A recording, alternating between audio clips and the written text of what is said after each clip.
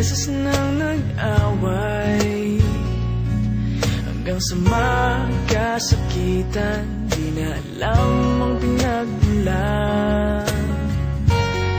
Pati maliliit na bagay na napag-uusapan, bigla na lang pinag-aawayan. Ngunit kahit na ganito, madalas na di tayo magkasundo. Ikaw lang ang gusto kong makapiling sa buong buhay ko.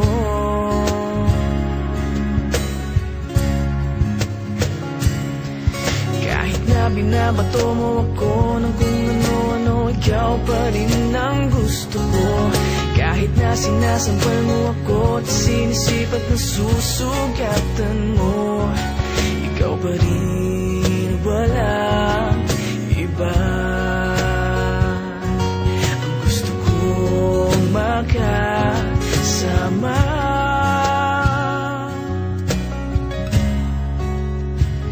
walang iba.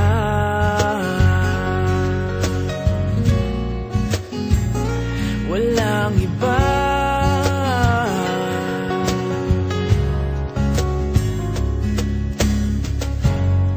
Nagsimula sa mga asaran, hanggang sa magkainitan, isang eksenang bangayan na naman.